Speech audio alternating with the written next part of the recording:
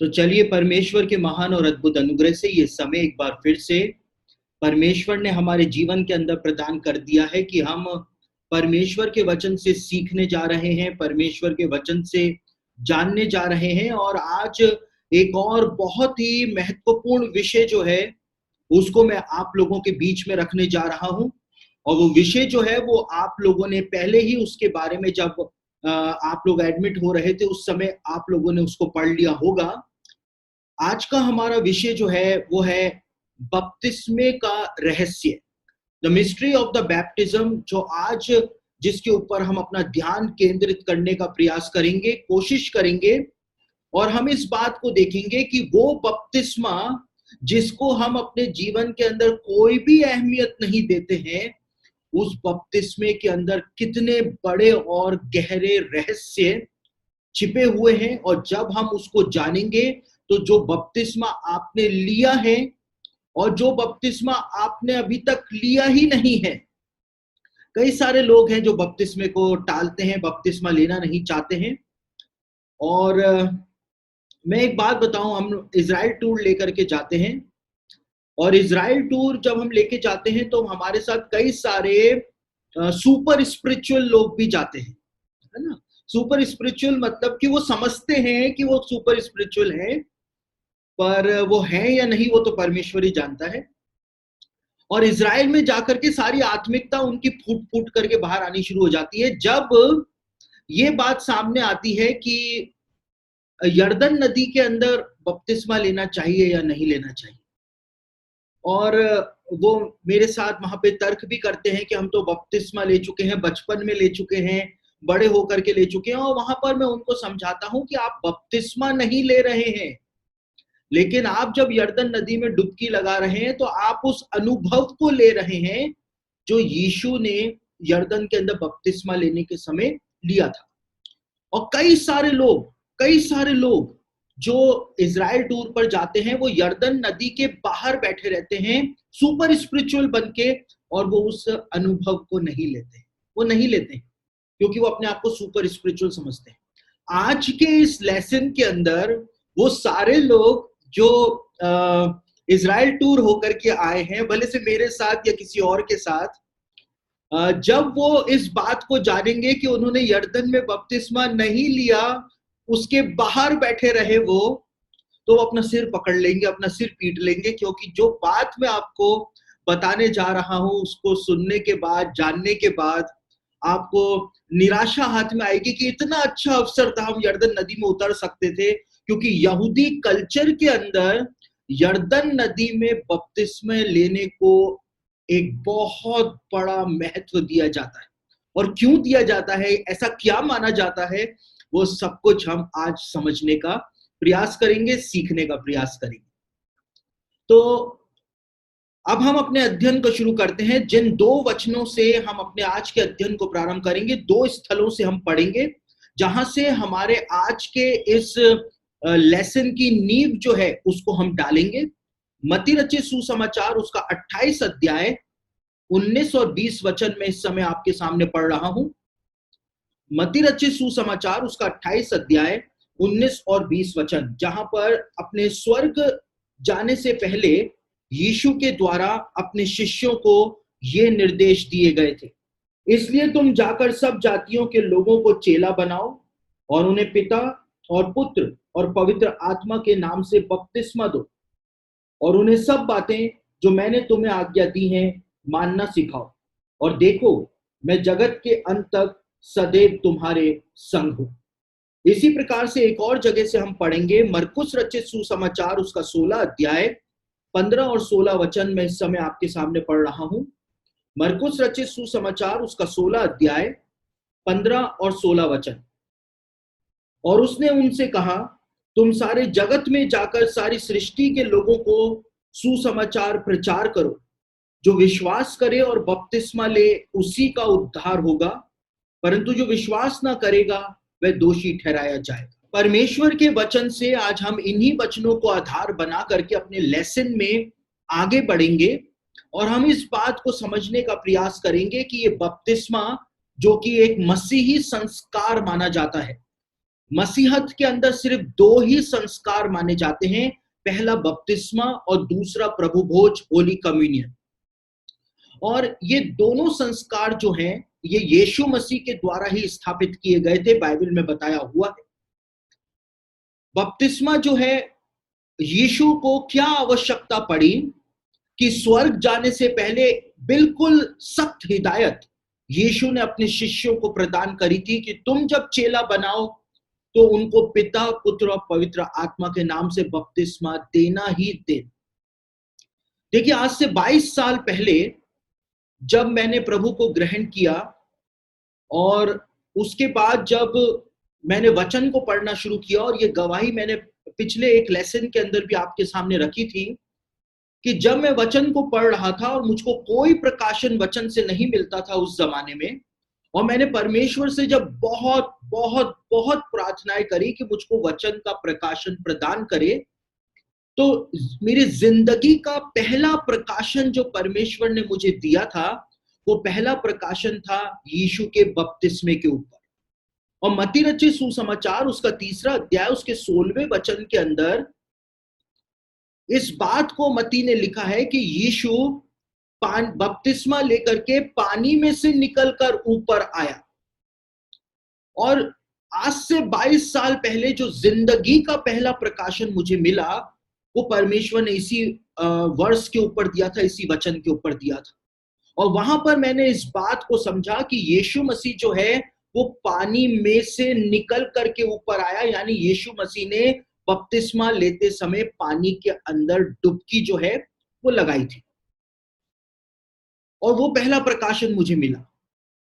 यानी यीशु मसीह के ऊपर कोई पानी नहीं छिड़का गया था, यीशु मसीह के सिर के ऊपर कटोरे में पानी लेकर उंडेला नहीं गया था, यूहन्ना के द्वारा यीशु मसीह को पानी के अंदर डाला गया था, डुबकी लगाई गई थी। और देखिए, यीशु ने अपने स्वर्ग जाने से पहले सख्त हिदायत दी थी कि तुम सारी जाति के लोगों को जब चेला बनाओ तो उन्हें पिता, पुत्र और पवित्र आत्मा के नाम से ही बपतिस्मा देना।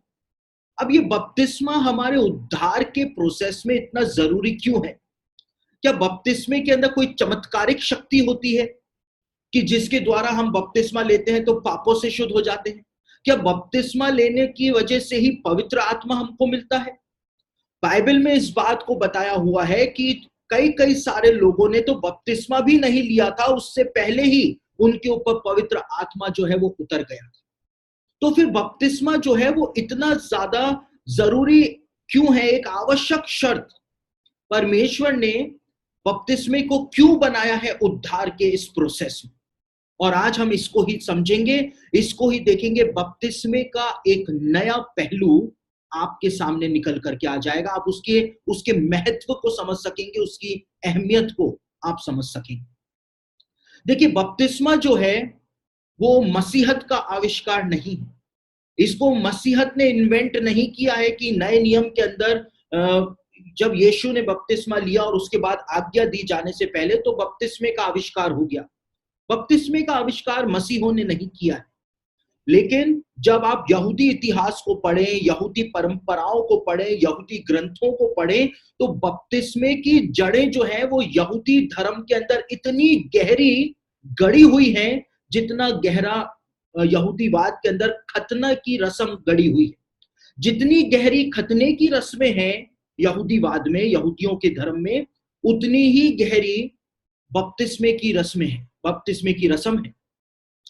यहूदी लोगों के घरों के अंदर एक टैंक जो है वो हुआ करता था, और यहूदी लोगों के घरों में जो टैंक हुआ करते थे, पानी के टैंक, स्पेशल टैंक बनवाया करते थे, उनको मिकवे कहा जाता था। MIKVEH, मिकवे उनको कहा जाता था। और जब भी हमारे साथ जो लोग इजराइल की यात्रा के ऊपर जाते हैं, मैं उनको वो मिकवे दिखाता हूं कि उस जमाने के मिकवे यानी पानी के टैंक कैसे हुआ करते थे, जिनके अंदर यहूदी लोग डुबकी लगाया करते थे। देखिए, कई सारे मसीही लोग जो हैं वो इस बात को कहते हैं कि वही बात आ गई, सुपर स्पिरिचुअल अपने आप को दिखाते हैं। और कई सारे मसीही लोग जो हैं इस बात को कहते हैं कि इजराइल जाने में क्या रखा है ना? यीशु मसीह थोड़ी ना है इजराइल में, इजराइल जाने में क्या रखा है? तो हमारे तो दिल्ली में, मुंबई में, और हमारे तो एमपी में, छत्तीसगढ़ में, राजस्थान में भी यीशु मसीह है, तो वो तो है, वो तो है। लेकिन इज़राइल जाने में क्या रखा है? इज़राइल जाने में ये रखा है कि जब आप इज़राइल जाएंगे तो आप उन चीजों को देखेंगे जिनको आप घर में बैठे हुए नहीं समझ पाते हैं। अब जैसे इस मिकवे को ही ले लीजिए। अब मैं आपको बोल रहा हूं मिकवा मिकवा मिकवा, जो लोग इज़राइल गए हैं उनको पता है कि मिकवे किस प्रकार के हुआ करते थे। लेकिन जो नहीं गए हैं वो कभी उस बात को समझ ही नहीं पाएंगे कि मिकवे क्या हुआ करते थे। तो जब परमेश्वर ने मौका दिया कि आप वहां पर जाकर के एक्चुअल चीजों को देखें ताकि वचन को आप समझ सकें, तो लोग उस अवसर को ठोकर मार देते।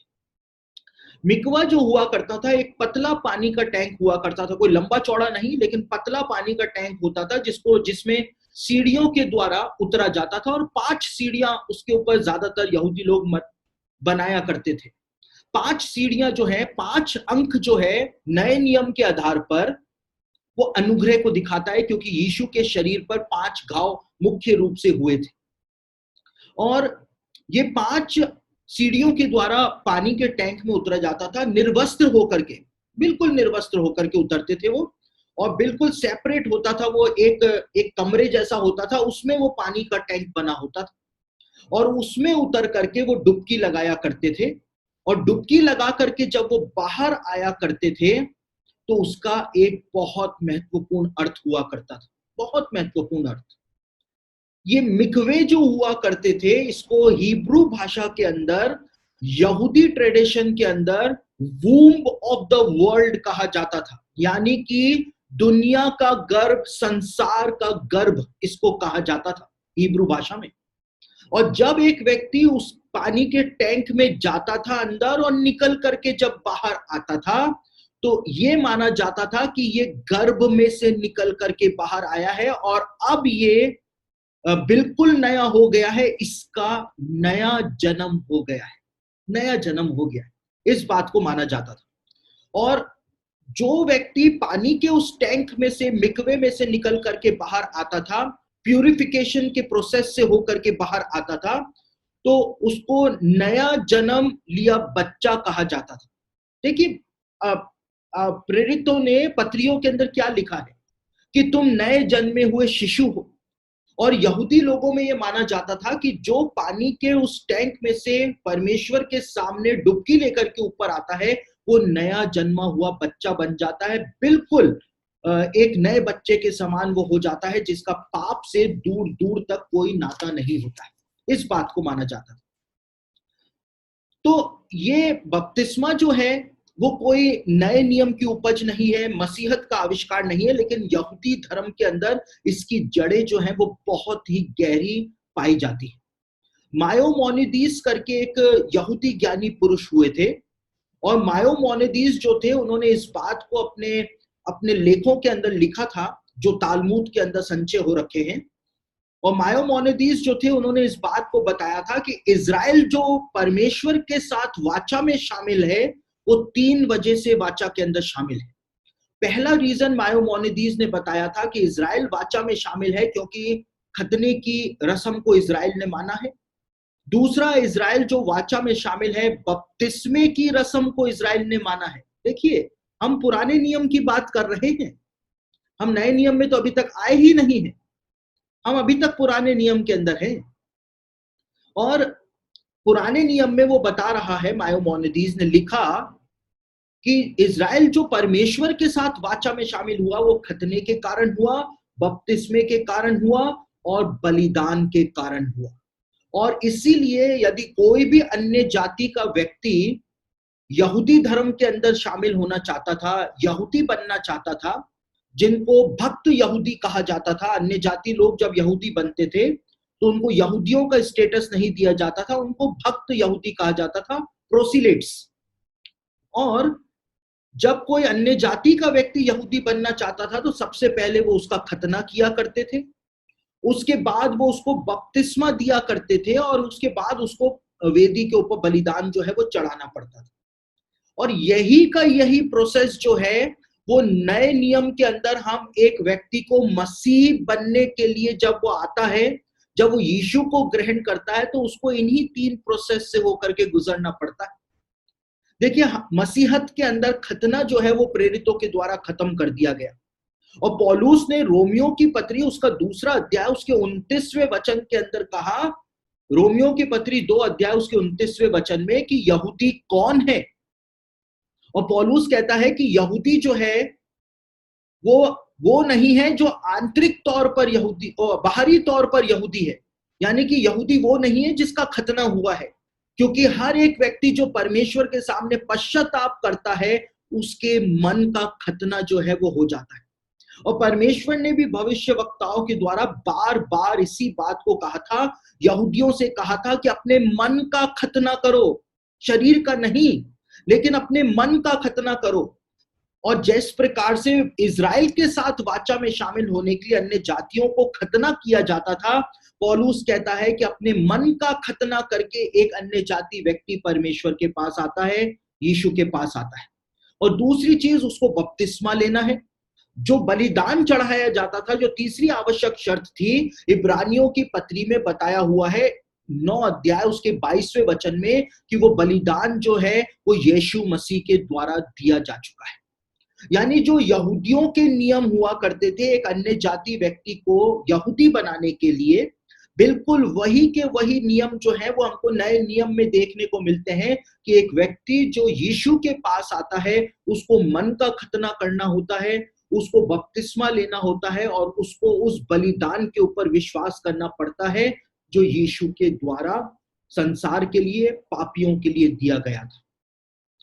और यहूदी रब्बी जो है इस बात को कहते हैं, और ये बात अभी नहीं लेकिन प्राचीन समय से ही कहते हुए आए हैं, कि इन तीनों चीजों में से यदि कोई बपतिस्मे का इनकार करता है, बपतिस्मा नहीं लेता है, खतना करा लेता है, बलिदान चढ़ाता है, लेकिन बपतिस्मा नहीं लेता है, तो उसका उद्धार का प्रोसेस जो है वो अधूरा रह जाता है। वो कभी वाचा के अंदर शामिल ही नहीं हो सकता, वाचा में शामिल ही नहीं हो सकता। आज कितने सारे मसीही लोग हैं जो दावा करते हैं कि वो प्रभु के पीछे पीछे चल रहे हैं, सेवा कर रहे हैं, लेकिन वो बपतिस्मे की जो विधि है, जो आज्ञा है, उसको वो सरलता से टाल देते हैं। कई लोग कहते हैं, बड़े ज्ञानी लोग जो हैं मसीहत में, वो कहते हैं कि यीशु के ऊपर विश्वास करना ही सब कुछ है, और बपतिस्मा लो नहीं लो इससे कोई मतलब नहीं निकलता। अगर कोई मतलब नहीं निकलता तो बाइबल के इतने सारे वचनों को बता करके बाइबल में क्यों जगह वेस्ट की गई। और भी बहुत महत्वपूर्ण बातें थी जिनको बताया जा सकता था, तो फिर क्यों परमेश्वर ने बपतिस्मे के बारे में बता करके बाइबल में जगह को वेस्ट किया। यानी कि वो एक बहुत ही महत्वपूर्ण बात है जिसको परमेश्वर ने वचन के अंदर लिखवाया है। और बपतिस्मा जो नहीं लेता है, यहूदी ज्ञानी पुरुष कहते थे, उसका जो सारा प्रोसेस जो है परमेश्वर के पास आने का, वो अधूरा रह जाता है, अधूरा रह जाता है। यूहन्ना रचित सुसमाचार के 3 अध्याय में एक व्यक्ति जो था वो रात के अंधेरे में यीशु मसीह के पास आता है, और उस व्यक्ति का नाम होता है निकोदेमुस। और निकोदेमुस जो था वो यीशु से कई सारी बातचीत करता है, और यीशु उससे कहता है कि जो कोई नया जन्म प्राप्त नहीं करेगा वो परमेश्वर के राज्य में प्रवेश नहीं कर सकता है, उसको देख भी नहीं सकता है। अब आप देखिए, यहूदियों के अंदर प्राचीन समय से ही ये माना जाता था कि जो मिकवा होता है, जो पानी का टैंक होता है, उसको वूम्ब ऑफ द वर्ल्ड कहा जाता था, संसार की गर्भ उसको कहा जाता था। जैसे एक माँ की गर्भ होती है, उस मिकवे को ऐसा ही बनाया जाता था, पतला। यहूदी परंपरा के अंदर जो मिकवा हुआ करता था उसको वूम्ब ऑफ द वर्ल्ड कहा जाता था। जिस प्रकार से माँ की गर्भ होती है, उसी प्रकार से उसको संसार की गर्भ कहा जाता था। और निकोदेमुस जो था वो यहूदियों का गुरु था, उसको ये सारी बातें पता थी, लेकिन वो अज्ञानता उसकी देखिए, यीशु मसीह के सामने आकर के वो कहता है कि क्या मैं माँ की गर्भ में वापस जाऊं और उसके बाद नया जन्म लेकर के आऊं, ऐसे कैसे हो सकता है। और यीशु उससे कहता है कि तू यहूदियों का गुरु होकर के भी क्या इस बात को नहीं समझता है, क्या तू नहीं जानता है कि जो कोई जल और आत्मा से न जन्मे वो परमेश्वर के राज्य को देख भी नहीं सकता है। यीशु ने निकोदेमुस को फटकारा कि क्या तुझे नहीं पता कि मिकवा जो है उसको संसार की गर्भ कहा जाता है और उसमें से जो बपतिस्मा लेकर के बाहर आता है उसको नया जन्म कहा जाता है, नया जन्मा हुआ बालक उसको माना जाता है। तो निकोदेमुस जो था वो अज्ञानता प्रकट करता है, क्योंकि यहूदी धर्म के अंदर बपतिस्मा जो है उसके लिए माना जाता है कि एक बार यदि कोई बपतिस्मा ले लेता है तो संसार की सारी असफलताएं जो हैं उससे वो दूर हट जाता है, उससे वो पार हो जाता है। अब संसार की असफलताएं जो है वो उसके जीवन के ऊपर प्रभाव नहीं डाल सकती। प्रेरितों के काम उसका दूसरा अध्याय उसके 38वें वचन को जब आप पढ़ें तो वहां पर पतरस जो है वो इस बात को कहता है कि पापों की क्षमा के लिए तुम में से प्रत्येक जो है वो बपतिस्मा ले। और जो पापों की क्षमा शब्द का इस्तेमाल पतरस ने उस जगह के ऊपर किया, उसका मतलब ग्रीक भाषा के अंदर होता है गुलामी से छुटकारा या पूरी तरह से क्षमा कर देना। यानी एक व्यक्ति जो गुलामी के अंदर है, पाप की गुलामी के अंदर है, जब वो बपतिस्मा लेता है तो उसको उस गुलामी से परमेश्वर छुड़ा लेता है और उसके सारे पापों को परमेश्वर जो है वो माफ कर देता है, सारे पापों को माफ कर देता है। और यहूदी रब्बी प्राचीन समय से ये शिक्षा देते हुए आए हैं कि एक व्यक्ति जब बपतिस्मा लेता है तो उसके बाद उसकी आत्मा जो है वो इस बुरे संसार के सारे संपर्क से बाहर निकल के आ जाती है। परमेश्वर उसकी आत्मा को वापस से जागृत कर देता है, परमेश्वर उसको वापस से नया बना देता है, उसकी आत्मा को भी परमेश्वर वापस से नया बना देता है। और जो शिक्षा यहूदी रब्बी देते हैं बपतिस्मे के बारे में कि परमेश्वर एक व्यक्ति की आत्मा को बपतिस्मे के द्वारा नया कर देता है, रिवाइव कर देता है, संसार से उस व्यक्ति का संबंध जो है वो टूट जाता है, संपर्क टूट जाता है। देखिए, आप लोग तो अभी के जो जवान बच्चे हैं उनको तो लैंडलाइन फोन के बारे में इतना नहीं पता है, लेकिन हम लोग जो पुराने थोड़े पीछे के टाइम के हैं, थोड़ी पिछली जनरेशन के, हमको लैंडलाइन फोन के बारे में पता है। जब लैंडलाइन फोन से बात की जाती थी और यदि तार टूट जाता था तो फिर हम हेलो हेलो हेलो हेलो ही करते रहते थे, लेकिन संपर्क नहीं हो पाता था। आज के उसमें देखें तो मोबाइल में यदि आप बात करते हुए जा रहे हैं और कहीं पर नेटवर्क जो है वो खत्म हो गया तो फिर आप हेलो हेलो हेलो हेलो करते रहिए, आपका संबंध जो है, संपर्क जो है वो कट चुका है। उसी प्रकार से जब एक व्यक्ति बपतिस्मा लेता है, यहूदी रब्बी प्राचीन समय से कहते हुए आए हैं, तो उसका संपर्क जो है संसार के साथ, जो वो संसार की सुनता है, जो वो संसार की मानता है, वो संपर्क जो है वो पूरी तरह से कट जाता है, पूरी तरह से कट जाता है और परमेश्वर उसको पूरी तरह से नया बना देता है। और इसी बात को पौलुस के द्वारा तीतुस की पत्री उसका 3 अध्याय 4 और 5वें वचन के अंदर बताया गया। तीतुस की पत्री उसका 3 अध्याय 4 और 5वें वचन में इसी बात को पौलुस बपतिस्मे के विषय में बताता है, बपतिस्मे के विषय में प्रकट करता है। उसके बाद बपतिस्मा जो है उसका मतलब होता है नई जिंदगी, एक नया जीवन यहूदी धर्म के आधार पर और यहूदी ज्ञानी पुरुषों के आधार पर बपतिस्मे का मतलब होता है एक बिल्कुल नयापन। देखिए, आज लोग बपतिस्मा लेते हैं, यीशु को ग्रहण करते हैं, पापों से पश्चाताप करते हैं और उसके कुछ समय के बाद लोग वापस से उन्हीं पापों को रिपीट करने लगते हैं जिनमें से वो निकल करके आए थे, उन्हीं पापों को वापस से वो रिपीट करने लग जाते हैं। यानी उनका संपर्क जो है वो संसार के साथ कभी कटा ही नहीं था, उनका संपर्क कभी कटा ही नहीं, उनने संपर्क जो है वो तो बना करके ही रखा हुआ है। पौलुस इस बात को कहता है, पौलुस इस बात को बताता है कि तुमको संसार में होकर के भी संसार के नहीं बनना है। समझ रहे बात? हम संसार में हैं, हमको यहाँ पर जीना है, हमको मेल जोल करना है, हमको नौकरी करनी है, हमको सामान खरीदना है, हमको सब कुछ करना है, लेकिन संसार में होकर के भी संसार के ना बनो, ये बात पौलुस के द्वारा कही गई थी। लेकिन आज लोग क्या करते हैं, बपतिस्मा तो ले लेते हैं, बड़ी बड़ी बातें करते हैं कि मैंने अन्य भाषा का वरदान पाया है, मैंने भविष्यवाणी करने का वरदान पाया है, मैंने दर्शनों को देखने का ये पाया है, वो पाया है, लेकिन उनका संपर्क जो है वो संसार के साथ जुड़ा रहता है। मैं एक उदाहरण बताता हूं आपको।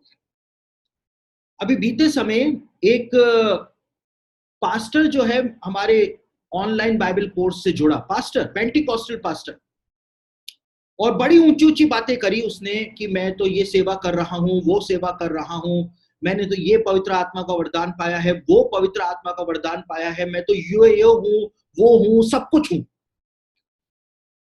और उसके बाद जब हमने उस पास्टर को ऑनलाइन बाइबल कोर्स के साथ जोड़ लिया, फर्स्ट लेवल के अंदर उसको जोड़ा, और मैं जब वो मेरे व्हाट्सएप नंबर से जुड़ गया, तो वो जो स्टेटस लगाता व्हाट्सएप के ऊपर, मुझको आश्चर्य होता कि वो व्यक्ति जो अपने आप को पास्टर कहता है, पेंटिकॉस्टल चर्च का पास्टर कहता है, वो फिल्मी गीतों को या फिल्मी बातों को या दूसरी चीजों को, जो सांसारिक चीज है, उनको अपने व्हाट्सएप के स्टेटस के ऊपर लगाता। और मैं तुरंत ही उस बात को मैंने तोल लिया कि इस व्यक्ति का संपर्क जो है वो संसार के साथ पूरी तरह से जुड़ा हुआ है। ये दूसरों को तो शिक्षा दे रहा है पवित्रता की, और खुद जो है वो वहीं पर ही फंसा हुआ है। और उसको हमने लेवल 1 के बाद ग्रुप से बाहर कर दिया, उसको लेवल 2 के अंदर हमने फिर एडमिशन नहीं दिया। देखिए, मेरे नियम जो हैं वो परमेश्वर उसका गवाह है कि मैं कभी भी कॉम्प्रोमाइज जो है वो नहीं करता हूं। अगर आपको सही तरह से सीखना है तो आप सीख सकते हैं, यदि आपको सही तरीके से नहीं सीखना है तो मैं तुरंत ही बाहर कर देता हूं, है ना। और इसीलिए मुझको लोग खड़ूस कहते हैं। अब वो कहते हैं तो मैं स्वेच्छा से उसको स्वीकार कर लेता हूं कि हाँ मैं हूं, लेकिन परमेश्वर के काम को लेकर के मैं कभी भी कॉम्प्रोमाइज नहीं करता। एक तो पौलुस भी इस बात को बताता है कि जब परमेश्वर हमको बपतिस्मे के द्वारा नए जन्म का स्नान देता है तो हमारा संबंध जो है वो संसार के साथ कट जाता है। और यहूदी धर्म के अंदर बपतिस्मे का अर्थ होता है नई जिंदगी, नया जीवन। जब प्रायश्चित का दिन आज भी यहूदी लोग मनाते हैं, तो जो जो बहुत ही ज्यादा रूढ़िवादी, जो अल्ट्रा ऑर्थोडॉक्स यहूदी लोग इजराइल में हैं, पुरुष और स्त्रियां जो अल्ट्रा ऑर्थोडॉक्स होते हैं, यहूदी लोग होते हैं, वो मिकवे के अंदर, पानी के टैंक के अंदर बपतिस्मा लेकर के बाहर आते हैं प्रायश्चित के दिन। प्रायश्चित के दिन का पर्व जब मनाया जा रहा होता है, क्योंकि उनका मानना होता है कि प्रायश्चित के दिन जब वो अपने आप को प्यूरिफाई करेंगे, प्यूरिफिकेशन करेंगे, तो पूरे साल फिर वो परमेश्वर के साथ साथ चलते रहेंगे, पूरे साल चलते रहेंगे। इसलिए वो अपने आप को प्रायश्चित के दिन मिकवे के अंदर, पानी के टैंक के अंदर वो बपतिस्मा लेकर के बाहर आते हैं। यहूदियों का ग्रंथ जो है वो तालमुद जो है, वो इस बात को बताता है कि अदन की वाटिका के अंदर जो एक महानदी बहती थी, जो 4 धाराओं के अंदर विभाजित हो जाती थी, अदन की वाटिका में बहने वाली जो नदी होती थी वो अल्टीमेट सोर्स था पानी का, क्योंकि वो परमेश्वर के द्वारा बनाया गया था, अल्टीमेट सोर्स। यहूदी ज्ञानी पुरुष इस बात को सिखाते हुए आए हैं 3500 सालों से कि जब एक व्यक्ति बपतिस्मा लेता है तो वो अदन में बहने वाली जो महानदी हुई थी उसके पानी के अंदर सहभागी हो जाता है, उसके साथ उसका संबंध स्थापित हो जाता है। और यहूदियों के अंदर बपतिस्मा जो है उसके कई आयाम माने जाते हैं, कई सारे आयाम माने जाते हैं। और सबसे ऊंचा आयाम बपतिस्मे का जो यहूदियों में माना जाता है, वो ये माना जाता है कि एक व्यक्ति जो यर्दन नदी के अंदर जाकर के बपतिस्मा लेता है, उसको बपतिस्मे का सबसे ऊंचा आयाम यहूदी धर्म में माना जाता है, सबसे ऊंचा। क्योंकि यहूदियों के अंदर ऐसी परंपरा है कि यर्दन नदी जो है उसका पानी जो है वो अदन की वाटिका में बहने वाली महानदी जो थी उसी में से निकल करके आज भी आता है। और देखिए, जब भी बाइबल के अंदर पुराने नियम में भी बपतिस्मे की बात हुई तो हमेशा यर्दन नदी जो है उसी का जिक्र आया, क्योंकि एक इकलौता स्रोत था, वो हम मानते हैं। लेकिन परमेश्वर ने जब इजरायलियों को कनान देश में प्रवेश कराया तो यरदन से पार कराया, उनका यरदन के अंदर बपतिस्मा हुआ। उसके बाद आप नमान कोड़ी का जिक्र पढ़ लीजिए, उसने यरदन में जाकर के डुबकी लगाई। यूहन्ना बपतिस्मा देने वाला जो था वो यरदन नदी के पानी के अंदर बपतिस्मा दे रहा था। यीशु मसीह जो था वो यरदन के अंदर बपतिस्मा लेने के लिए आया। क्यों लेने के लिए आया? क्योंकि बपतिस्मे का जो सबसे ऊंचा आयाम माना जाता है यहूदी धर्म में आज भी देखिए, यहूदियों ने, जो क्रिश्चियंस जब इजराइल जाते हैं तो क्रिश्चियंस वहां पर यरदन नदी में जा करके बपतिस्मा लें, डुबकी लगाए, उसके लिए यहूदियों ने बहुत अच्छा अरेंजमेंट किया हुआ है। इजरायली सरकार ने बहुत अच्छा अरेंजमेंट किया हुआ है। क्यों किया हुआ है? क्योंकि एक तो उनको पैसे मिल रहे हैं, जब क्रिश्चियंस वहां पे जाएंगे पैसा खर्चा करेंगे। लेकिन दूसरी सबसे महत्वपूर्ण बात यह है कि यहूदी इस बात को जानते हैं कि बपतिस्मे का सबसे ऊंचा आयाम जो होता है वो यरदन नदी में डुबकी लगाना होता है, सबसे ऊंचा आयाम होता है। क्योंकि उनको, वो मानते हैं कि अदन की वाटिका की महानदी का पानी आज भी यरदन नदी के रूप में बहता है, इजराइल में बहता है। और वो सारे लोग जो इजराइल टूर पर जाते हैं, इजराइल की यात्रा पर जाते हैं और बड़े सुपर स्पिरिचुअल बन के एक टांग के ऊपर दूसरी टांग रख करके वो यरदन नदी के बाहर बैठे रहते हैं और बपतिस्मा नहीं लेते हैं या डुबकी नहीं लगाते हैं, वो एक बहुत बड़े भाग को अपने जीवन से खो देते हैं। परमेश्वर ने तो उनको अवसर दिया, लेकिन वो उस भाग को खो देते हैं। उस भाग के बारे में वो बिल्कुल ही नेगेटिव हो जाते हैं। परमेश्वर ने किसी और को वो अवसर नहीं दिया, लेकिन उस व्यक्ति को अवसर दिया कि वो वहां पर जा करके उस काम को कर सकता है। लेकिन जब वो उस अवसर को ठोकर मारते हैं तो फिर दोबारा वो अवसर शायद नहीं मिल पाता, और दोबारा मिल जाए तो ये परमेश्वर का एक बहुत बड़ा अनुग्रह जो है वो माना जाए। तो यहूदी धर्म में आप देख लीजिए बपतिस्मे की जड़ें कितनी ज्यादा गहरी हैं, और अभी तो मैंने सिर्फ बताना शुरू किया है। उसके बाद जब यहूदियों का विवाह होता है तो यहूदियों के विवाह के अंदर दो चरण होते हैं। मुख्य तौर पर यहूदियों का विवाह दो भागों के अंदर विभाजित होता है। पहला भाग होता है एंगेजमेंट और दूसरा भाग होता है विवाह। जब एक लड़का और लड़की की एंगेजमेंट हो जाती है, बहुत ध्यान से इस बात को सुने, जब एक लड़का और लड़की की एंगेजमेंट हो जाती है और लड़का जो है उसको अपनी दुल्हन से कम 1 साल तक अलग रहना पड़ता है, ताकि यहूदी लोग इस बात को देखें कि इनमें संयम है भी या नहीं।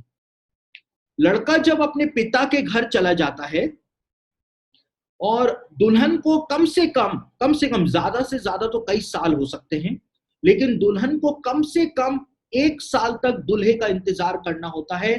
और अब जब लड़का चला जाता है, लड़के के घर वाले चले जाते हैं और लड़की जो है उस कमरे में आती है, घर में जिसमें मिकवा बना होता है, पानी का टैंक बना होता है, और वो अपने सारे वस्त्र उतार करके उस पानी के टैंक में जा करके, पानी के टैंक में 5 सीढ़ियां होती हैं यहूदियों के, मैंने आपको बताया 5 नंबर जो है वो बाइबल में अनुग्रह को दिखाता है। और वो 5 सीढ़ियों से उतर करके वो पानी के अंदर डुबकी लगाती है, और पानी में से डुबकी लगा करके जब वो बाहर आती है तो इस बात को माना जाता है कि अब ये लड़की जो है इसने अपना पूरा संपर्क, पूरा संबंध जो है वो संसार से तोड़ लिया है। अब ये सिर्फ अपने दूल्हे की हो चुकी है, अपने पति की हो चुकी है। अब ये ना तो किसी दूसरे पुरुष को देख सकती है, वो ये नहीं देख सकती है कि मेरे वाले से तो दूसरी वाली का पति जो है वो ज्यादा हैंडसम है, वो ये नहीं देख सकती, क्योंकि अब वो पाप माना जाए। मेरे वाले के पास इतना पैसा नहीं है, मेरी सहेली जो है उसके वाले के पास ज्यादा पैसा है, वो ये नहीं सोच सकती है, क्योंकि अब ये पाप माना जाएगा। उसने अपने आप को पूरा का पूरा अपने पति को सौंप दिया है, पूरी की पूरी वो अपने पति की हो गई है। अब उसकी विचारधाराएं जो है वो बदल चुकी हैं। अब वो सिर्फ वही सोचेगी जैसा उसका पति सोचता है। अब देखिए हननिया और सफीरा जो थी, हम सोचते हैं कि सफीरा ने हननिया का साथ क्यों दिया, एक फटकार लगा देती। लेकिन यहूदी धर्म के अंदर क्या माना जाता है कि पत्नी जो है वो वैसा ही सोचेगी, पत्नी की मनसा भी वैसी ही होगी जैसे कि उसके पति की होगी, वो पूरी पति की हो गई। और वो जब पानी में से निकली तो अब वो एक नई सृष्टि बन चुकी है अपने पति के लिए। यही सारी बातें आप नए नियम के अंदर पढ़ते हैं।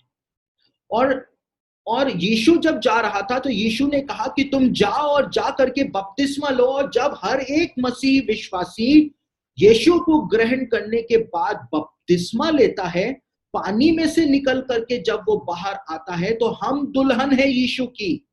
यानी कि हमारा सारा दायित्व वही है जो एक दुल्हन का हुआ करता था, कि दुल्हन जब पानी में से निकल करके बाहर आती थी तो उसका सारा संपर्क, उसका सारा संबंध जो संसार के साथ होता था वो टूट जाया करता था।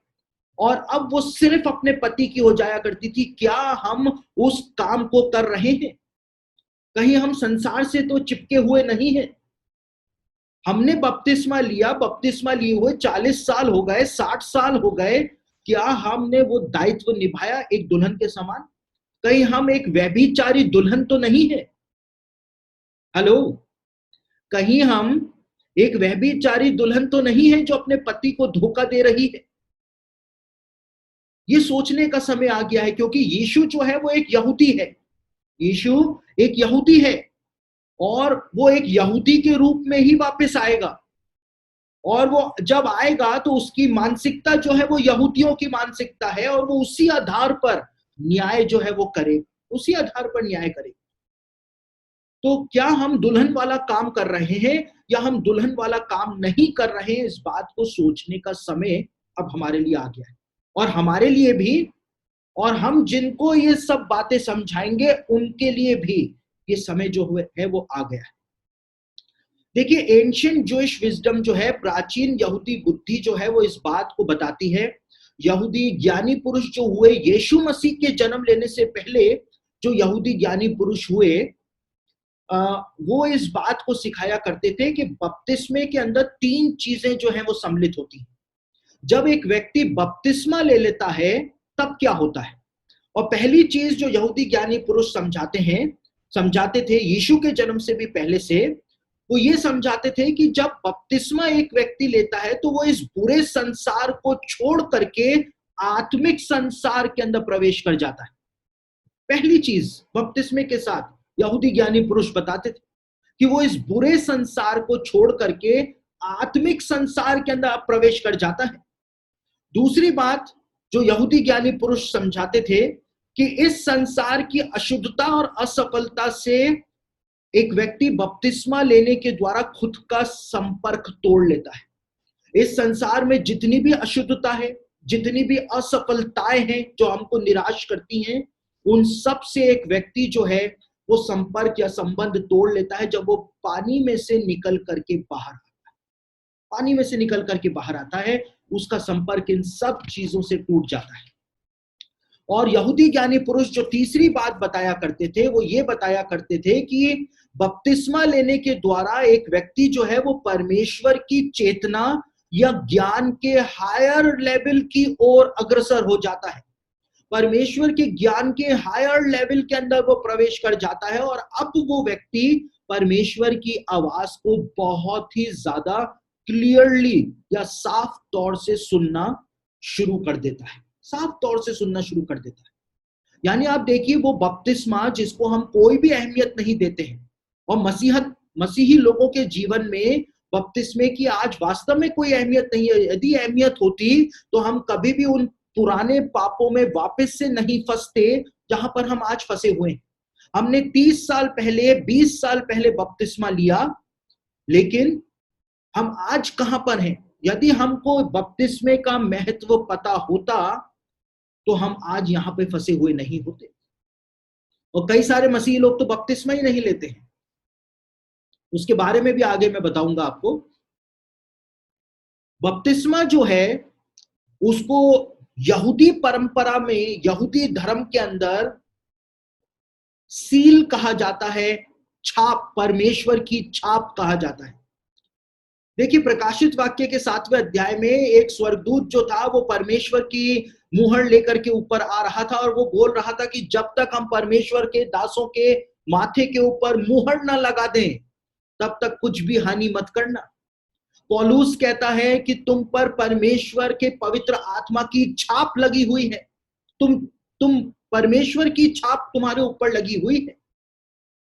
तो वो छाप क्या है?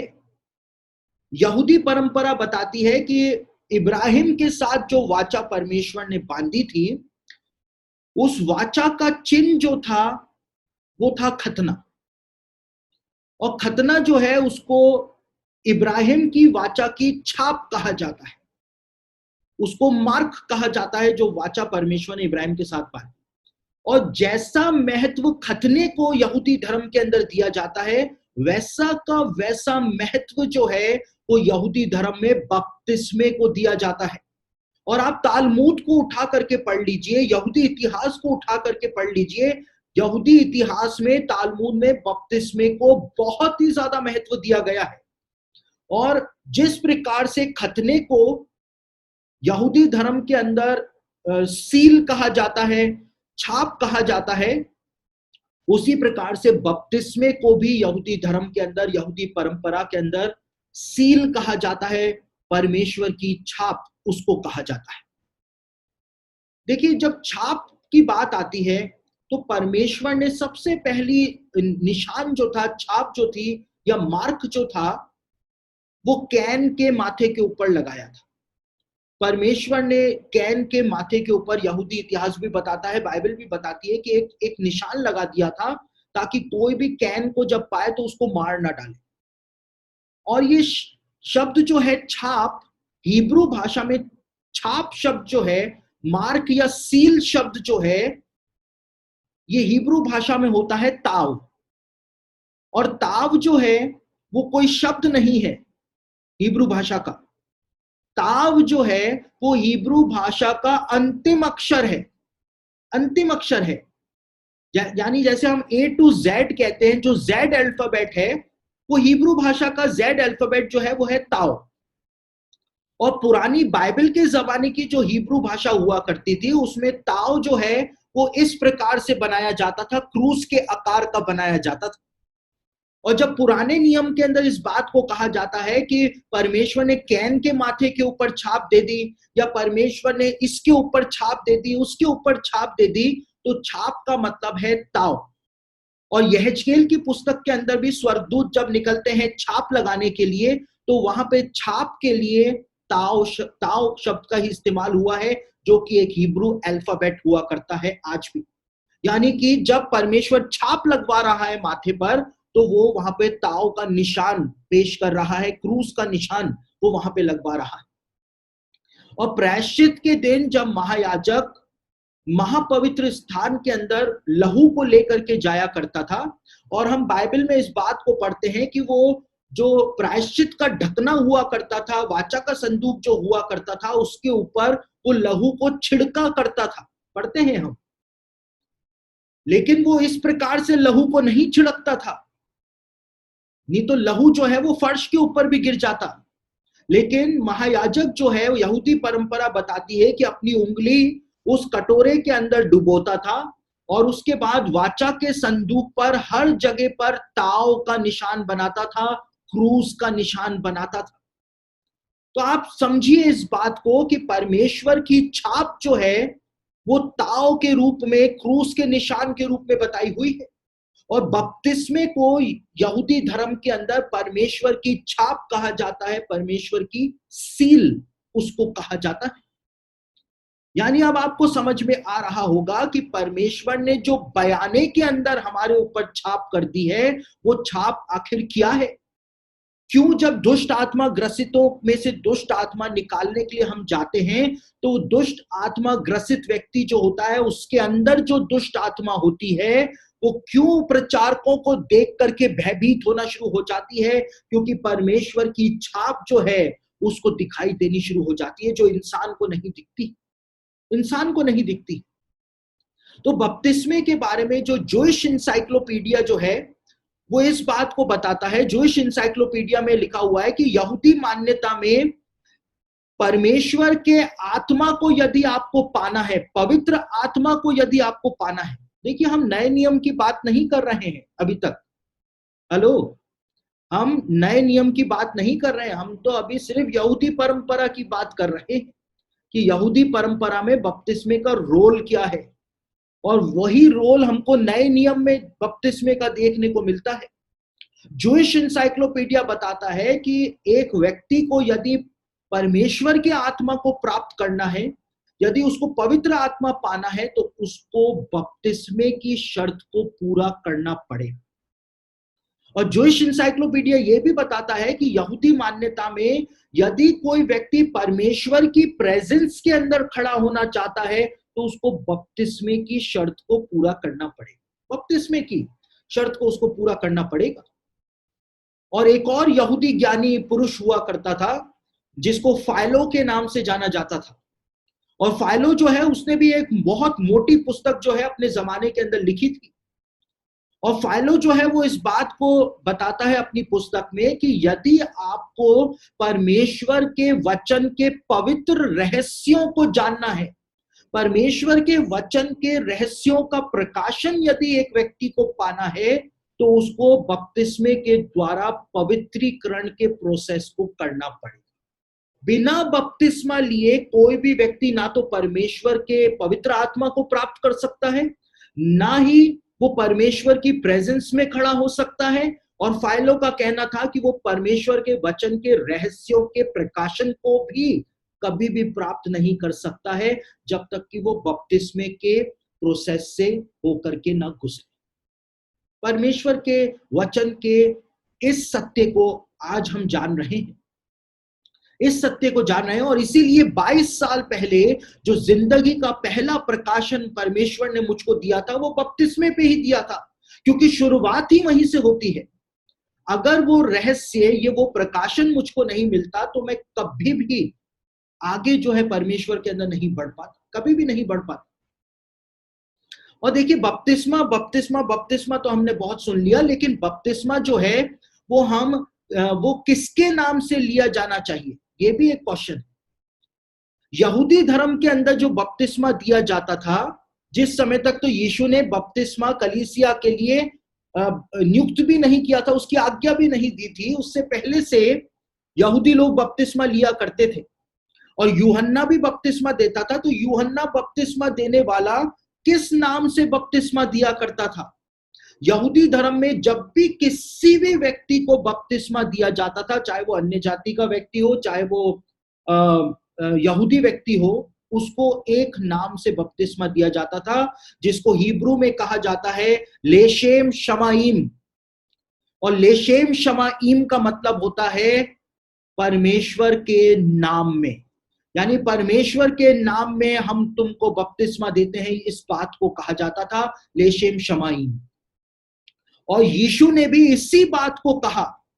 यीशु ने कोई नया विधान, कोई नई आज्ञा प्रदान नहीं करी, लेकिन यीशु ने कहा कि तुम जाकर के सारे जगत के लोगों को चेला बनाओ और उन्हें लेशेम शमाइम के नाम से बपतिस्मा दो। यानी कि परमेश्वर कौन है? परमेश्वर त्रिएक है, पिता, पुत्र और पवित्र आत्मा के नाम से उनको बपतिस्मा दो। लेशेम शमाइम को यीशु मसीह ने उसको विस्तार करके बता दिया अपने चेलों के सामने। और चेलों ने यीशु से पूछा ही नहीं कि ये पिता, पुत्र और पवित्र आत्मा, ये तीनों साहब है कौन? उन्होंने पूछा नहीं, क्योंकि यहूदियों के माइंडसेट के अंदर सारी चीजें जो थी वो क्लियर थी, सारे कंसेप्ट क्लियर थे। लेशेम शमाइम का मतलब होता है त्रिएक परमेश्वर। इसीलिए यीशु ने इस बात को अपने शिष्यों के सामने बोला था, इसीलिए इस बात को बोला था। और देखिए, प्रेरितों के काम को आप पढ़ेंगे तो वहां पर आप कंफ्यूज हो जाएंगे। प्रेरितों के काम के अंदर लिखा हुआ है कि यीशु के नाम से बपतिस्मा लो, या उन्होंने यीशु के नाम से बपतिस्मा लिया। तो यीशु ने तो एक तरफ कहा कि पिता, पुत्र और पवित्र आत्मा के नाम से बपतिस्मा देना, और प्रेरितों के काम में हम देखते हैं कि प्रेरित जो है वो यीशु के नाम से बपतिस्मा दे रहे थे। तो लोग क्या हैं, मसीही लोग जो हैं वो ज्यादा होशियार होते हैं, मैंने बताया, और होशियारी इतनी करते हैं, खुद तो बपतिस्मा लेते नहीं है, लेकिन उनको होशियारी बहुत आती है। और वो बपतिस्मे पे बहस करते हैं कि पिता, पुत्र, पवित्र आत्मा के नाम से नहीं होना चाहिए, यीशु के नाम से होना चाहिए। कोई कहता है यीशु के नाम से होना चाहिए, और पिता, पुत्र और पवित्र आत्मा के नाम से होना चाहिए। तो बड़ा कंफ्यूजन हो जाता है। देखिए, कंफ्यूजन कुछ भी नहीं है। उस जमाने के अंदर यहूदी लोग जो अन्य जातियों को बपतिस्मा दिया करते थे, वो लेशेम शमाइम कह करके बपतिस्मा दिया करते थे। वो यहूदियों का बपतिस्मा था। उस जमाने के अंदर सबसे प्रचलित बपतिस्मा जो था वो यूहन्ना बपतिस्मा देने वाले का बपतिस्मा था। और इसीलिए हम देखते हैं कि अपुल्लोस जो था वो मसीही, जो कोई यीशु मसीह को ग्रहण करता था तो उसको कहता था कि मैं तुमको यूहन्ना बपतिस्मा देने वाले का बपतिस्मा देता हूं। ये प्रेरितों के काम में लिखा हुआ है।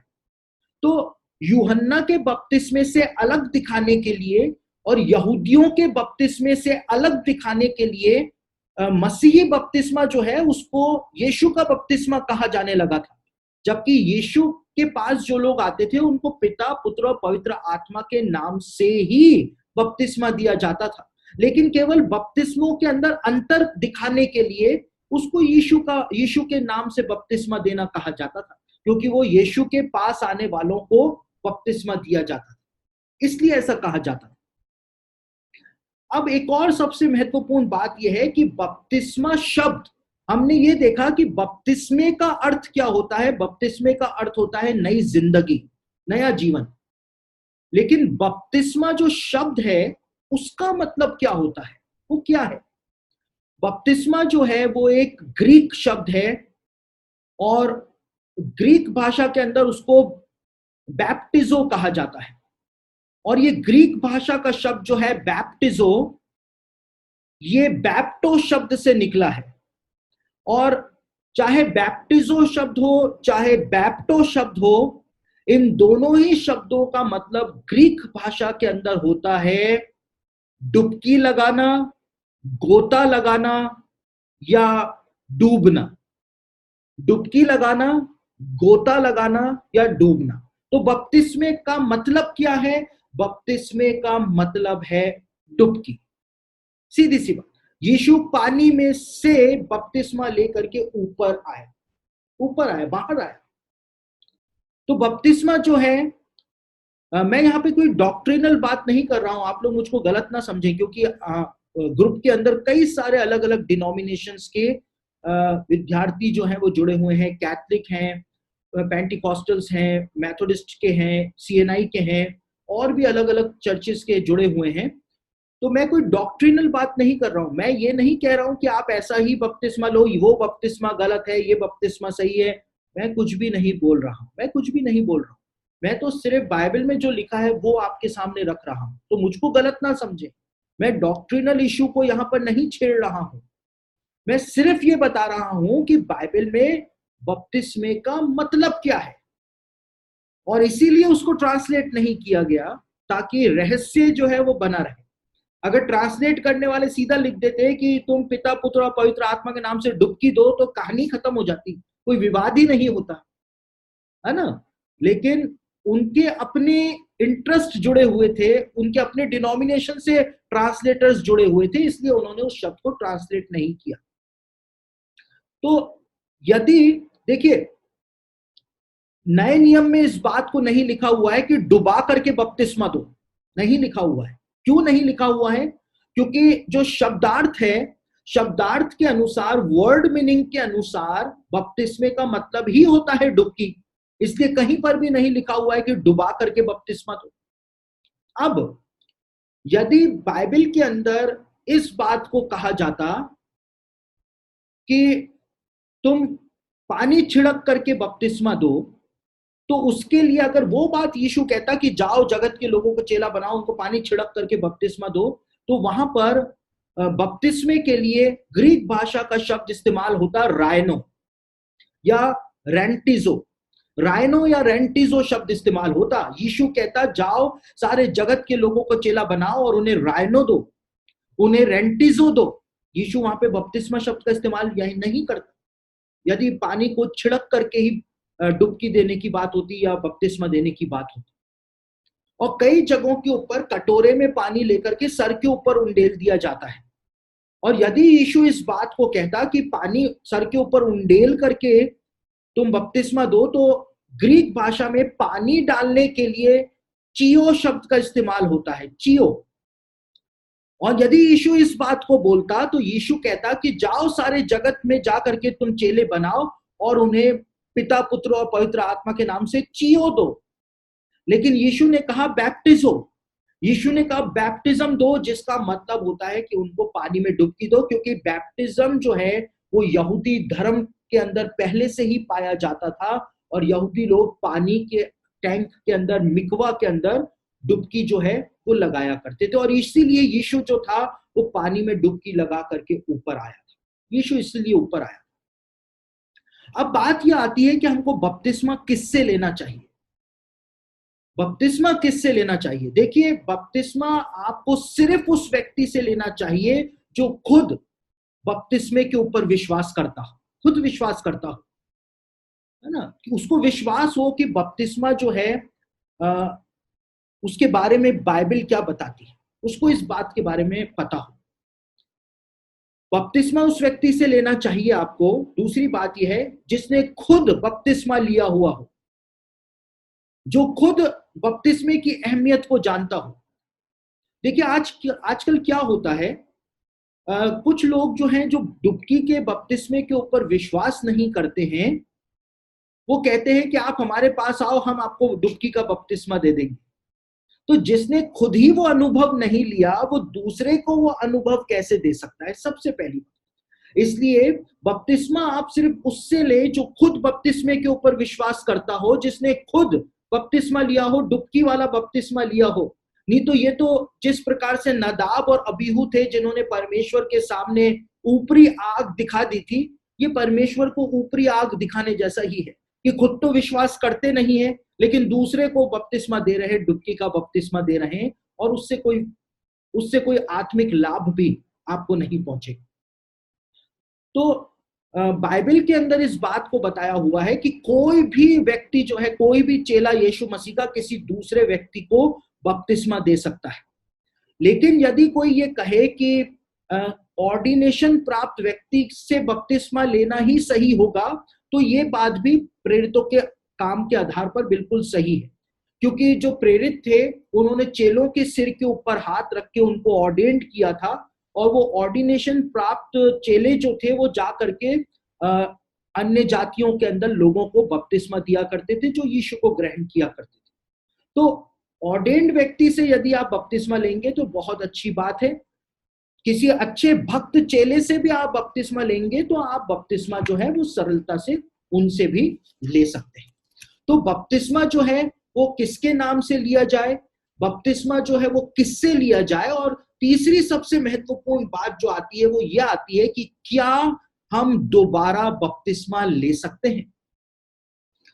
देखिए, जैसा मैंने शुरुआत के अंदर ही बताया कि इजराइल जो लोग जाते हैं और जो सुपर स्पिरिचुअल वहां पे जाके यर्दन नदी के सामने बनते हैं कि हम तो बपतिस्मा ले चुके हैं, और मैं इस बात को कहता हूं कि आप यहाँ पर बपतिस्मा नहीं ले रहे हैं, यहाँ पर आप सिर्फ एक अनुभव ले रहे हैं। बपतिस्मा तो आपका हो चुका, जिस समय आपने पश्चाताप किया और बपतिस्मा लिया उस समय ही आपका बपतिस्मा हो चुका।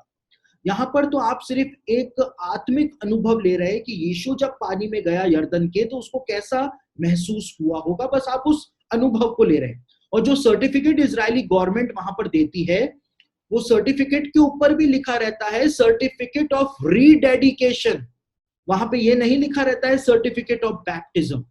रीडेडिकेशन, हम खुद को वापस से समर्पित कर रहे हैं, बस यही बात है। तो दोबारा बपतिस्मा लिया जा सकता है, बपतिस्मे की बात हो रही है, रीडेडिकेशन की नहीं। देखिए, बाइबल के अंदर परमेश्वर ने बपतिस्मे के मापदंड बताए हैं। यदि किसी व्यक्ति का बपतिस्मा उन मानकों के आधार पर नहीं हुआ है जो बाइबल में बताए गए हैं, तो वो व्यक्ति जो है वो दूसरी बार बपतिस्मा लेने के लिए पूरी तरह से स्वतंत्र रहता है। और इसका उदाहरण जो है वो आपको प्रेरितों के काम में मिल जाएगा।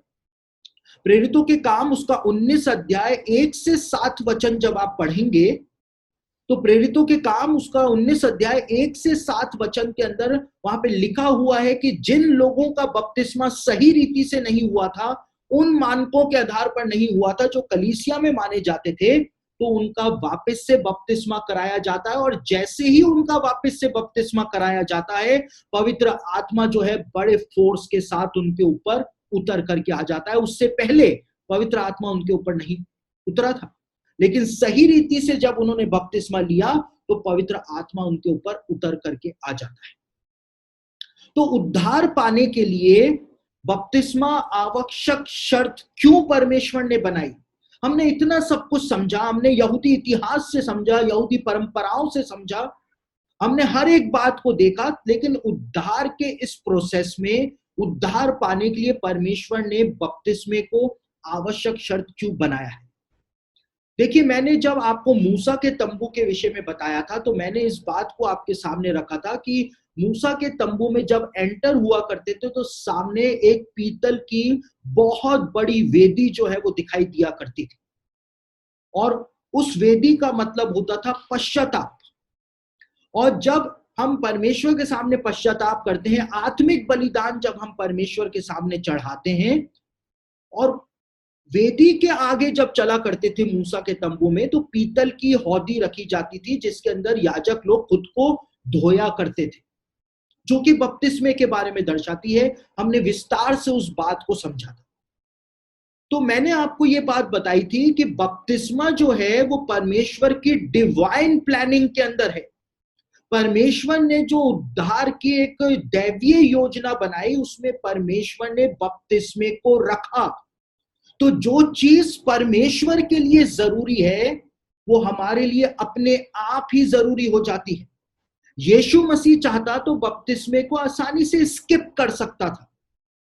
बपतिस्मा देने वाला जो था वो ही बोल रहा था कि तुझको बपतिस्मे की क्या जरूरत है भाई, लेकिन यीशु ने कहा नहीं, हमको सारी धार्मिकता को इसी रीति से पूरा कर देना आवश्यक, क्योंकि ये परमेश्वर की एक डिवाइन प्लान है। परमेश्वर की प्लानिंग के अंदर ये है तो हमको इसको पूरा करना ही। अब ये हमको मूर्खतापूर्ण लगे, यह हमको बेकार की बात लगे, हम कहें कि अरे इसको लेने से क्या होगा, मन साफ करना ज्यादा जरूरी है, मेरा मन साफ है, बपतिस्मा मैं क्यों लूं? नहीं, परमेश्वर ने ऐसा ठहराया है तो हमको उस विधि को पूरा करना ही। और मुझको समझ में नहीं आता है कि जो गैर मसीही लोग होते हैं वो सर्दियों के दिनों में सुबह 4-5 बजे उठ करके जाकर के नदियों में डुबकियां मारते हैं ठंडे पानी में। हम मसीही लोगों को पूरे जीवन भर में एक बार डुबकी लगाने में इतना जोर क्यों आता है? मुझको समझ में ही नहीं आता, समझ में ही नहीं आता है। मतलब या तो हम नहाने के चोर हैं, या तो हम नहाना ही नहीं चाहते हैं, है ना? या तो हम नहाने के चोर हैं, पानी से डर लगता है, और या फिर हमारी आंखों के ऊपर शैतान ने एक पर्दा डाला हुआ है कि हम कभी भी अपने उद्धार के प्रोसेस को पूरा ही नहीं कर पाए, परमेश्वर की दैवीय योजना को पूरा ही नहीं कर पाए। तो सबसे पहली बात, ये परमेश्वर की डिवाइन प्लानिंग में है, इसलिए उद्धार के लिए बपतिस्मा एक आवश्यक शर्त है। दूसरी बात, स्वर्ग के राज्य के अंदर प्रवेश के पंजीकरण का जो प्रोसेस है, रजिस्ट्रेशन का जो प्रोसेस है, वो बपतिस्मा बताया गया है। एक प्रोसेस है, जिस प्रकार से हम कहीं पर भी रजिस्ट्रेशन कराते हैं, कहीं पर भी हम कुछ भी पंजीकरण कराते हैं, तो उसका एक प्रोसेस होता है। तो स्वर्ग के राज्य में प्रवेश करने का जो प्रोसेस है, चाहे ये सब फॉर्मेलिटीज हमको बेकार की लगे, लेकिन वो प्रोसेस है और हमको उसको पूरा करना ही है, पूरा करना ही है। उसके बाद बपतिस्मा जो है वो हमारा नाता, हमारा संबंध और हमारा संपर्क संसार के साथ तोड़ देता है। अब हमारा फोकस जो है वो यीशु मसीह के ऊपर आ जाता है। अब हम यीशु मसीह के बारे में सोचने लगते हैं, क्योंकि अब हमने बपतिस्मा ले लिया है। और बपतिस्मा जो है वो जो आंतरिक परिवर्तन हमारे अंदर हुआ है वो बाहरी तौर से दिखाने के लिए, दुनिया के सामने दिखाने के लिए हम बपतिस्मा लेते हैं कि जो हमारे अंदर परिवर्तन आया है वही अब हमारे बाहरी जीवन के अंदर भी परिवर्तन जो है वो आ गया है। बपतिस्मे का मतलब जो नए नियम के अंदर बताया गया है, जो नए नियम का मतलब बपतिस्मे, जो नए नियम का बपतिस्मा है, उसका मतलब होता है जब हम पानी के अंदर अंदर जाते हैं तो हम यीशु मसीह के साथ गाड़े गए, हम मर गए और हम यीशु के साथ गाड़े गए, और जब हम पानी में से निकल करके बाहर आते हैं तो जिस प्रकार से यीशु 3 दिनों के बाद जी उठा था, हम भी यीशु मसीह के साथ वापस जिंदा हो जाते हैं, जीवित हो जाते हैं। ये बाइबल में बताया हुआ है। यानी यीशु मसीह के साथ मर जाना, यीशु मसीह के साथ गाड़ा जाना और यीशु मसीह के समान ही वापस से जी उठना, इसलिए हम बपतिस्मे को लेते हैं। इसलिए हम बपतिस्मे को लेते हैं। परमेश्वर हमको जिंदा कर देता है। वही बात जो यहूदी धर्म के अंदर मानी जाती है कि बपतिस्मे के द्वारा परमेश्वर एक व्यक्ति की आत्मा को वापस से जिंदा कर देता है, जो संसार के अंदर कमजोर पड़ जाती है, मर जाती है। परमेश्वर हमको जिंदा कर देता है। अब जब हम बपतिस्मा लिए हुए हैं, परमेश्वर का आत्मा हमारे अंदर है, तो हम जिंदा हैं। देखिए, एक वचन पौलुस का मुझको बहुत अच्छा लगता है, और जब भी मैं मसीही लोगों को देखता हूं और उनकी बातें सुनता हूं, तो मुझको वो ही वचन हमेशा याद आता है, हमेशा। अभी बीते दिनों, चलिए पहले वो वचन बताता हूं। इफिसियों की पत्री उसका 2 अध्याय उसका पहला वचन। इफिसियों की पत्री उसका 2 अध्याय उसके पहले वचन में पौलुस कहता है कि हम भी तो अपने अपराधों और पापों के कारण मरे हुए थे, लेकिन परमेश्वर ने हमको वापस से जिलाया। हम अपने पापों के अंदर, अपने अपराधों के कारण मरे हुए थे, मर गए थे। हम ऐसे थे जैसे एक मरा हुआ व्यक्ति होता है, जिसका कॉन्शियस मरा हुआ है, लेकिन परमेश्वर ने हमको वापस से जिंदा कर दिया अपने पवित्र आत्मा के द्वारा। और आज जब मैं ऐसे मसीहों को देखता हूं जो सांसारिक बातें इस प्रकार की करते हैं, तो मुझको ये ही वचन हमेशा याद आता है। अभी बीते कुछ समय पहले एक व्यक्ति थे, मसीही व्यक्ति थे, उनकी बहुत ज्यादा तबीयत जो है वो खराब हो गई। डॉक्टर ने उनको एक शहर से दूसरे शहर के अंदर रेफर कर दिया, और किसी को नहीं पता था कि वो व्यक्ति बचेगा भी या नहीं बचेगा। हालांकि वो बच गए, प्रभु का अनुग्रह हो गया, लेकिन किसी को नहीं पता था कि वो बचेगा या नहीं बचेगा, क्योंकि डॉक्टरों ने तो जवाब दे दिया था। अब जब उनको दूसरे शहर लेकर के जा रहे थे, वो व्यक्ति एम्बुलेंस के अंदर लेटा हुआ है, बेहोशी की अवस्था में है, उसको कुछ नहीं पता है। वहां पर उसके घर वाले खड़े होकर के जो प्रॉपर्टी के बंटवारे की बातें आपस में कर रहे थे। और जैसे ही ये बातें मैंने सुनी वहां पर, तो मुझको ये ही वचन पौलुस का याद आया, और मेरी पत्नी जो है, मैंने उसी समय इसी वचन को अपनी पत्नी के सामने कहा। पौलुस कहता है कि हम मरे हुए थे, और हर एक व्यक्ति मरा हुआ है अपने पापों और अपराधों के कारण, लेकिन परमेश्वर ने हमारे ऊपर अनुग्रह करके हमको जिंदा कर दिया। हम जिंदा हैं। हम जिंदा हैं क्योंकि हमारा कॉन्शियस जागा हुआ है। हमको पता है सही क्या है, गलत क्या है, लेकिन दूसरे लोगों को नहीं पता है कि सही क्या है, गलत क्या है। बपतिस्मा जो है वो हमको ये ही इंसाइट प्रदान करता है। हम जिंदा हैं, इस बात को हमको बताता है कि हम एक जमाने में मरे हुए थे, लेकिन हम यीशु के साथ गाड़े गए और हम वापस से जिंदा हो गए। बपतिस्मा जो है वो हमेशा पूरी जिंदगी हमको ये बात याद दिलाता है। इसलिए उद्धार की आवश्यक शर्त में परमेश्वर ने इसको सम्मिलित किया है, ताकि हमारे दिमाग के ऊपर ये छाप हमेशा लगी रहे कि हम यीशु के साथ वापस से जिंदा हुए हैं, वापस से जिंदा हुए हैं। नहीं तो परमेश्वर तो सीधा ही उद्धार करने का सामर्थ्य रखता है। ये सब फॉर्मेलिटीज के अंदर फंसाने का कोई परमेश्वर को जरूरत ही नहीं थी। लेकिन परमेश्वर ने जानबूझ करके बपतिस्मे को रखा, ताकि हमारे विवेक में, हमारे दिमाग में, हमारे इनर कॉन्शियस के अंदर ये बात हमेशा बैठी रहे कि परमेश्वर ने हमको यीशु मसीह के साथ वापस से जिंदा कर दिया है। हम मरे हुए लोग नहीं हैं, हम जिंदा लोग हैं। तो बपतिस्मा जो है वो नए नियम की एक आवश्यक शर्त है। बपतिस्मा जो है उसकी जड़ें जो है वो बहुत ही गहरी पाई जाती हैं।